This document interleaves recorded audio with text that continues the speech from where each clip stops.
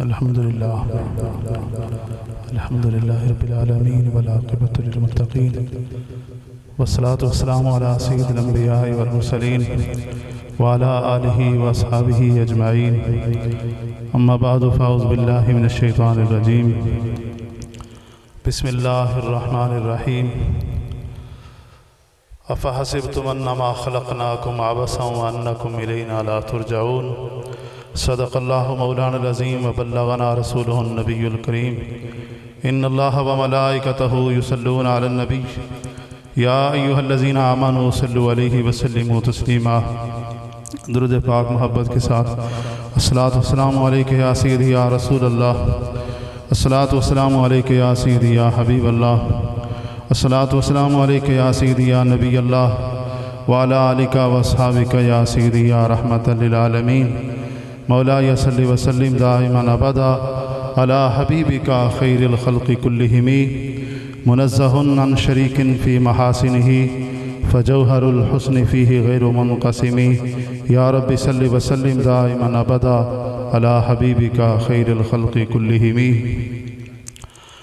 ذوق شوق دیویں ربا اپنا تو اتے غیر دا وہم چکا بیلی، جام دے توحید دے مٹ وچوں منگائے انعام صدا بیلی، رکھی مست لست دے قول تے دیتا قول جو قالو بلا بیلی، مکر نفس شیطان دے ہین وڈے لمی امن امان بچا بیلی، ربا بخشی تمامیاں مومنانوں کریں اپنا فضل عطا بیلی، نزا وقت اخیر دے بھیر کریں کلمہ پاک زبان تے آ بیلی۔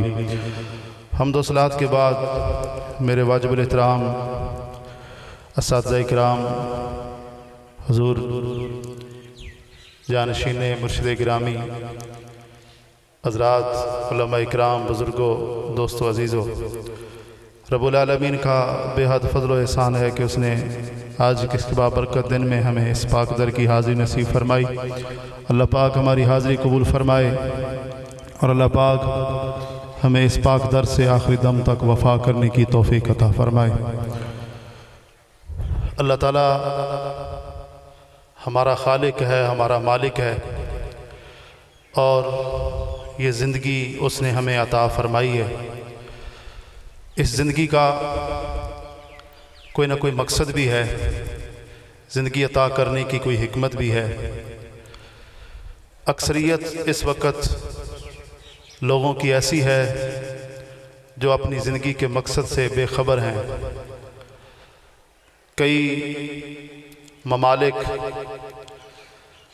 اس چیز کا شکار ہو چکے ہیں کہ ان کے ملکوں میں سیکولرزم ہے اور انسانوں کو زندگی گزارنے کا کوئی مقصد نہیں دیا گیا، بس وہ کہتے ہیں بھئی یہی دنیا کی ایک زندگی ہے، اسی کا ہی نفع ہے، اسی کا ہی نقصان ہے، اسی کا ہی فائدہ ہے، اور اس کے بعد ان کا کوئی مقصد نہیں ہے، کوئی زندگی گزارنے کی کوئی پلاننگ نہیں ہے کہ اس زندگی کے بعد بھی کچھ ہونے والا ہے۔ اور اس کا وبال یہ ہوتا ہے کہ جس انسان کو اپنی زندگی کا مقصد پتہ نہ ہو، وہ انسان ہر وقت پریشانی کا شکار رہتا ہے، ڈپریشن کا شکار رہتا ہے، جس کی وجہ سے آپ اس وقت تحقیق کر کے دیکھ لیں، سروے کر کے دیکھ لیں، جن ملکوں کے اندر مذہب کا کوئی دخل نہیں ہے اور مذہب سے لوگ بیگانے ہو گئے ہیں نا، وہاں پر لوگوں کے اندر پریشانیاں بھی زیادہ ہیں، خودکشیاں بھی بہت زیادہ ہو رہی ہیں۔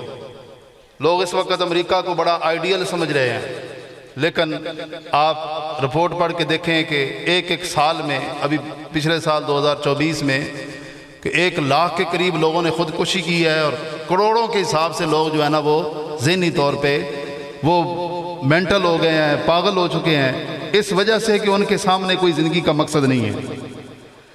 ہمارے رب کا ہمارے اوپر کتنا بڑا فضل ہے کہ ہمیں رسول اللہ صلی اللہ علیہ وسلم کی غلامی کی نعمت عطا فرمائی ہے۔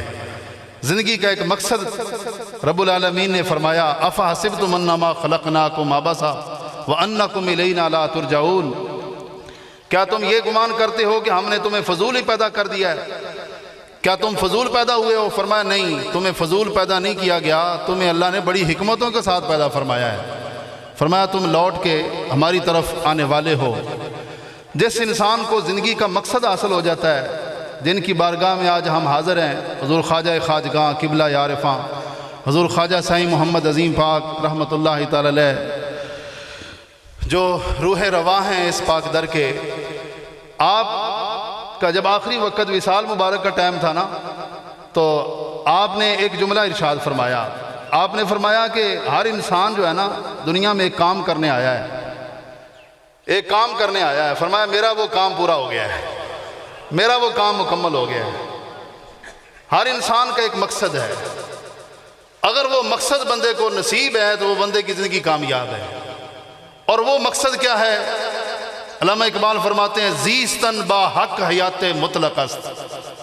اقبال فرماتے ہیں جس بندے کا جو لمحہ اللہ کی ذات کے قرب میں اور اس کی یاد میں گزر جائے وہ انسان کی زندگی کامیاب زندگی بن جاتی ہے. اور غفلت والی زندگی اس کا کوئی فائدہ نہیں ہے. جو حضوری والی زندگی ہے، آج 3 رجب المرجب کا دن مبارک ہے، اور آپ کو پتہ ہے کہ آج حضور امام العاشقاں حضور سیدنا اویس قرنی رضی اللہ تعالیٰ عنہ کا یوم وصال بھی ہے. آج 3 رجب المرجب ہے. آپ یمن میں رہنے والے تھے، بظاہر رسول پاک صلی اللہ علیہ وسلم کی ظاہری آنکھوں سے زیارت نہیں بھی ہوئی، لیکن میرے آقا صلی اللہ علیہ وسلم اپنا گرے بوان مبارک کھول کے فرمایا کرتے تھے انی لعاجد نفس الرحمن من قبل الیمن، مجھے یمن کی طرف سے رحمان کی خوشبو آتی ہے، یمن کی طرف سے رحمان کی خوشبو آتی ہے. یمن میں بیٹھے ہوئے اویس قرنی رضی اللہ تعالیٰ عنہ حضور کے سارے دین کو سمجھ بھی رہے ہیں، حضور کے دین کے اوپر عمل بھی کر رہے ہیں، نماز بھی ادا ہو رہی ہے، احکام کے اوپر عمل بھی ہو رہا ہے، بظاہر ملاقات بھی نہیں ہوئی، بظاہر کوئی قاصد بھی نہیں پہنچا. یہ سارا کچھ کیسے نصیب ہو گیا کہ بظاہر دور بیٹھے ہوئے ہیں لیکن عشق نے ان کو حضوری عطا فرما دی ہے. بندہ دور بھی بیٹھا ہو نا تو محبت میں خدا نے یہ قوت رکھی ہے کہ محبت دوریاں ختم کر دیتی ہے، بندے کو محبوب کے قدموں تک پہنچا دیتی ہے. اور اس قرب میں وہ زندگی بسر کرتے ہیں کہ لوگ آپ سے پوچھا کرتے تھے کہ رسول پاک صلی اللہ علیہ وسلم کی داڑھی مبارک کے بال مبارک کتنے سفید ہوئے تھے، تو آپ کو یہ بھی پتہ ہوتا تھا کہ آپ کی داڑھی مبارک کے بال کتنے سفید ہیں. سوچنے کی بات یہ ہے کہ بظاہر ملاقات نہیں ہوئی تو یہ سارا کچھ کیسے نصیب ہو گیا. تو یہ ہے وہ محبت کی سوغات جو اللہ پاک عشاق کو عطا فرماتا ہے کہ جو ہر وقت حضوری میں رہتے ہیں. علامہ اقبال فرماتے ہیں کہ شوکت سنجر و سلیم تیرے جلال کی نمود، فقر جنید و با یزید تیرا جمال بے نقاب، اور تیری نگاہ ناز سے دونوں مراد پا گئے، عقل غیاب و جستجو عشق حضور و اضطراب، عشق حضور و اضطراب. عشق یہ حضوری بندے کو عطا کرتا ہے. اللہ پاک ہم سب کو وہ حضوری والی نعمت نصیب فرمائے. وآخر دعوانا